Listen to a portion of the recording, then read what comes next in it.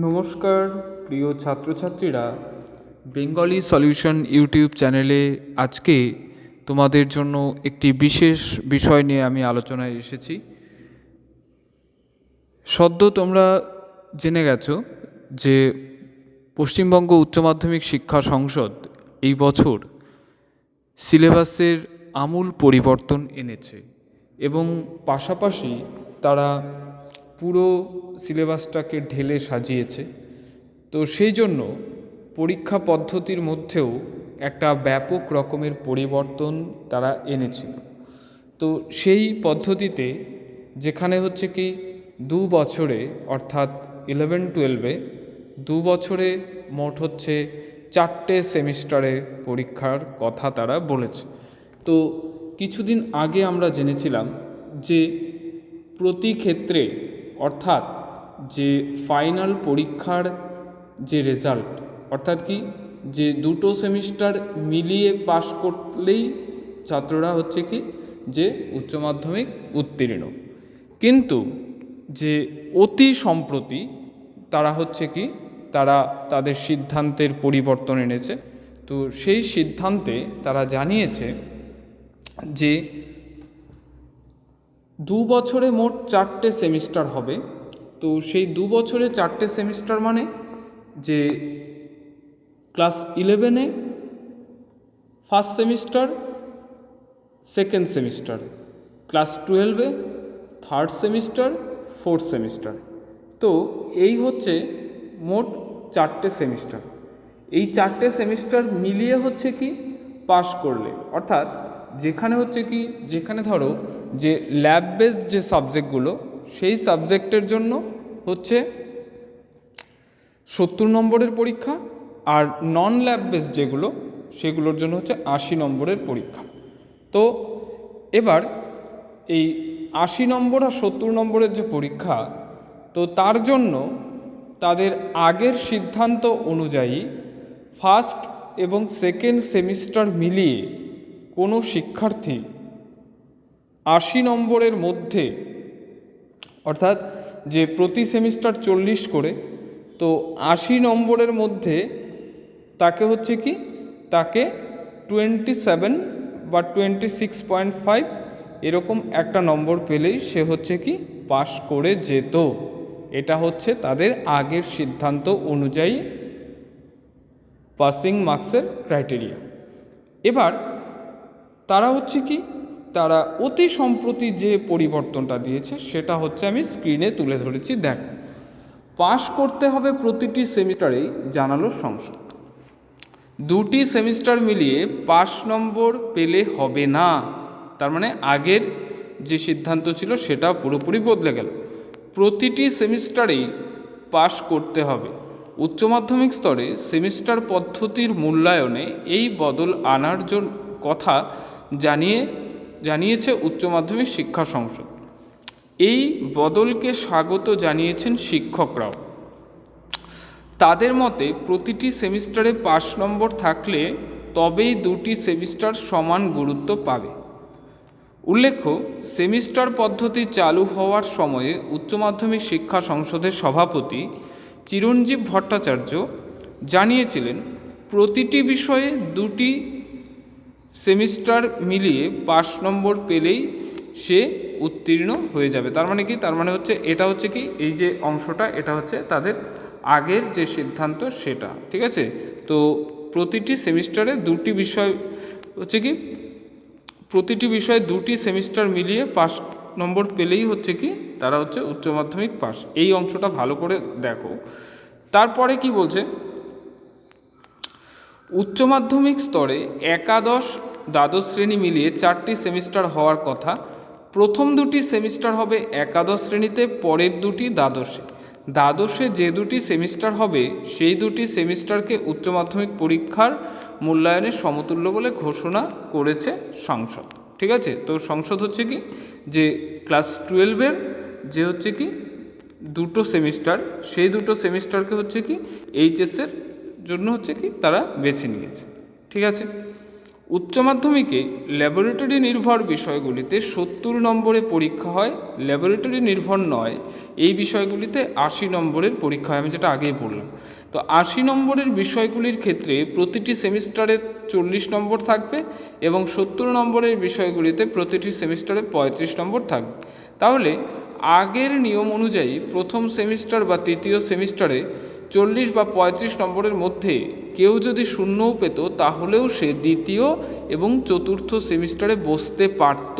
তার মানে কি? তার মানে এই জায়গা থেকে বোঝা যাচ্ছে যে আগের হিসাব অনুযায়ী হচ্ছে ফার্স্ট সেমিস্টার আর থার্ড সেমিস্টারের কোনো ভ্যালুই ছিল না। কারণ হচ্ছে কি? কারণ 0 পেলেও যে স্টুডেন্ট হচ্ছে সে সেকেন্ড সেমিস্টার বা ফোর্থ সেমিস্টারে বসতে পারছে, তো সুতরাং হচ্ছে কি, সুতরাং তার কাছে তো কোনো হচ্ছে কি কোনো রকমের হচ্ছে যে কোনো স্টেপ থাকছে না, ঠিক আছে, তার কাছে কোনো রকমের হচ্ছে কি কোনো রকমের যে গেট পাস থাকছে না। তো সুতরাং এটা কিন্তু এর বদল ঘটেছে।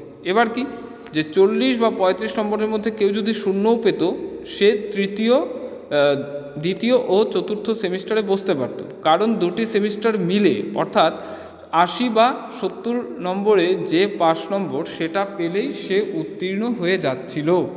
শিক্ষকেরা তখন প্রশ্ন তোলেন, এর ফলে প্রথম বা তৃতীয় সেমিস্টার সম্পূর্ণ গুরুত্বহীন হয়ে যাবে। প্রতিটি সেমিস্টারকে সমান গুরুত্ব দেওয়া হোক। প্রতিটি সেমিস্টারে একটি নির্দিষ্ট পাস নম্বর থাকবে। সত্যি কথা, তাহলে কি প্রতিটি সেমিস্টারে একটি নির্দিষ্ট পাস নম্বর থাকতেই হবে। প্রতিটি সেমিস্টারে একটি নির্দিষ্ট পাস নম্বর চালু করা হোক। সংসদের সচিব প্রিয়দর্শিনী মল্লিক বলেন, আমরা এই বিষয়টি গুরুত্ব সহকারে বিবেচনা করে দেখেছি। প্রতিটি সেমিস্টারকে সমান গুরুত্ব দেওয়ার জন্য একটি নির্দিষ্ট পাস নম্বর রাখা হবে এবং সেই পাস নম্বর কত হবে তা আমরা 1 সপ্তাহের মধ্যে জানিয়ে দেব। তার মানে কি? তার মানে হচ্ছে এই হচ্ছে পুরো বিষয়টা। এখন কথা হচ্ছে কি, 4টে সেমিস্টারের যে মার্কস ডিভাইডেশনটা হবে, অর্থাৎ পাসিং মার্কস কীরকম কী ব্যাপার হতে পারে সেটা আমি আরেকটি পেজে তুলে দিয়েছি। সেটা কীরকম হতে পারে, যে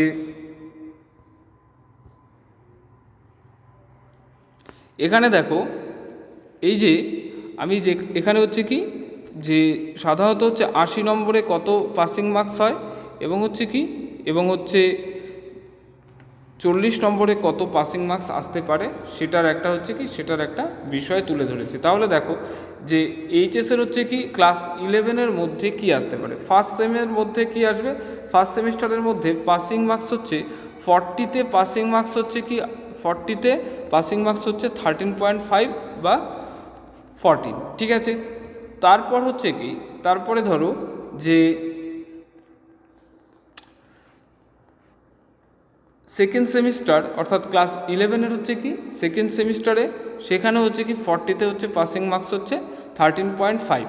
এই গেল হচ্ছে দুটো সেমিস্টারের পাসিং মার্কস। এইবার যে দুটো সেমিস্টারের পাসিং মার্কস হিসাব করে যদি দেখো তাহলে হচ্ছে মোট হচ্ছে 80তে হচ্ছে 27 নম্বর পেতে হবে পাস করার জন্য। এটা হচ্ছে কি যে একটা ক্লাসে, মানে হচ্ছে ক্লাস 11-এর তোমাদের হচ্ছে কি ক্লাস 11-এ তাহলে তোমাদের মোট হচ্ছে 2 সেমিস্টার মিলিয়ে পাস করার জন্য পেতে হবে কত? পাস করার জন্য তোমাদেরকে ক্লাস 11-এ পেতে হবে 27 নম্বর পেতে হবে, ঠিক আছে। তাহলে 27 নম্বর হচ্ছে কি 80তে 27 পেতে হবে। এই হচ্ছে পার সেমিস্টার, মানে হচ্ছে পার সেমিস্টার হচ্ছে 13.5 এবং হচ্ছে কি 2 সেমিস্টার মিলিয়ে হচ্ছে 27 নম্বর। এটা হচ্ছে ক্লাস 11-এর জন্য তোমাদের পাসিং ক্রাইটেরিয়া। ঠিক একই রকম করে হচ্ছে কি যে এইচএসের জন্য পুরো ভ্যালু পাচ্ছে হচ্ছে ক্লাস 12-এর দুটো সেমিস্টার। একই রকমভাবে ক্লাস 12-এ থাকছে তোমাদের থার্ড সেমিস্টার আর ফোর্থ সেমিস্টার, ঠিক আছে। এবার থার্ড সেমিস্টারের জন্য পাসিং মার্কস কত? এখানেও ঠিক একই, 40-র মধ্যে তোমাদের 13.5 পেতে হবে, আর ফোর্থ সেমিস্টারে হচ্ছে 40-র মধ্যে 13.5 পেতে হবে। তাহলে 13.5 তার মানে হচ্ছে তোমাদের যে মোট যদি 2 সেমিস্টার মিলে হচ্ছে 80 নম্বর ধরি, তাহলে 80 নম্বরের জন্য তোমাদেরকে পেতে হবে কত? মোট হচ্ছে পেতে হবে 27 নম্বর, ঠিক আছে। তো এই হচ্ছে কি যে 80তে 27, এটা হচ্ছে তোমাদের যে 2 সেমিস্টার মিলিয়ে পাস করার নম্বর। ঠিক আছে, তো এই 2 সেমিস্টার মেলানোর কথা আর থাকছে না। এখন হচ্ছে কি পার সেমিস্টারেই তোমাদেরকে পাস করতে হবে, মানে প্রত্যেক সেমিস্টারে তোমাদেরকে কত নম্বর, তোমাদেরকে ন্যূনতম হচ্ছে কি যে একদম যে 40-এ হচ্ছে কি 40-এ 13.5 পেতেই হবে। ঠিক আছে, এই হচ্ছে পুরো বিষয়টা। তো আশা করি পুরো বিষয়টা তোমরা খুব ভালো করেই বুঝতে পেরেছো। এবার কথা হচ্ছে কি যে দেখো, সেমিস্টার হলেও তোমাদের কিন্তু হচ্ছে কি সিলেবাসের মধ্যে একটা ব্যাপক রকমের বদল হতে চলেছে। অনেক শিক্ষার্থী কি ভাবছো যে ক্লাস 11-এর এবং 12-এর যে সিলেবাস তারা করেছে, তো তাতে করে প্রত্যেক সেমিস্টারে কিন্তু হচ্ছে একটা হিউজ প্রেশার থাকবে। কেন থাকবে? কারণ হচ্ছে এখানে দেখো হিউজ প্রেশারটা এই কারণে থাকছে যে 6 মাসের মধ্যে পুরো 6 মাস হচ্ছে কিন্তু পাওয়া যায় না। তো সেই জন্য ক্লাস করানোর ক্ষেত্রে হচ্ছে কি একটা বিভিন্ন রকমের সমস্যা থাকছেই। তো এখন কথা হচ্ছে কি যে যেমন ধরো রসায়ন, তারপর হচ্ছে কি পদার্থবিদ্যা, গণিত, বা হচ্ছে কি আর্টসের ক্ষেত্রে ফিলসফি, জিওগ্রাফি, তো এই ধরনের সাবজেক্টগুলোর জন্য যে বই রয়েছে সেই বইগুলো আগেকার যে বইগুলো তার মোটামুটি হচ্ছে পেজ মোটামুটি করে হচ্ছে কি ক্লাস 11-12-এর সায়েন্স স্ট্রিমের যে বইগুলো, এক একটা বইয়ের মোটামুটি করেও যদি চ্যাপ্টার দেখি, তো চ্যাপ্টার তো মোটামুটি 25-এর থেকেও বেশি আছে। তার পাশাপাশি হচ্ছে কি পেজ মোটামুটি করে ধরো 1200 থেকে 1300-র মতন। তো সেই ক্ষেত্রে এইটা কি তার মানে প্রত্যেক সেমিস্টারে যদি এটা হয় তাহলে কি প্রত্যেক সেমিস্টারে তোমাদেরকে সেই 1200 পাতার বই পড়ে পরীক্ষা দিতে হবে? এটা কিন্তু নয়। ঠিক আছে, তার মানে যে আমরা বিশেষ সূত্রে যে খবর পেয়েছি তাতে করে বইয়ের মধ্যেও বদল আসছে। অর্থাৎ মোটামুটি করে ধরে রাখো পার সেমিস্টারে তোমাদেরকে হচ্ছে 200 থেকে 250 পাতার মতন বই পড়ে পরীক্ষা দিতে হবে। অর্থাৎ আগের যে হচ্ছে গোটা বিশাল আয়তনের যে বইগুলো, সেই বইয়ের আয়তনটাও কিন্তু কমে আসবে। তো স্বাভাবিকভাবে এখনও হচ্ছে কি পর্ষদ সঠিক কোনো যে বইয়ের বিষয় নিয়ে তারা এখনও কিছু বলেনি, মোটামুটি করে কিছুটা সময় লাগছে। তো ততক্ষণ তোমরা সঙ্গে থাকো, নতুন কোনো বিষয় বা তথ্য থাকলে অবশ্যই সেটা নিয়ে আমি আবারও ভিডিওতে আসব। ততক্ষণ আমার চ্যানেলটিকে সাবস্ক্রাইব করো, কমেন্ট করো, শেয়ার করো। ধন্যবাদ।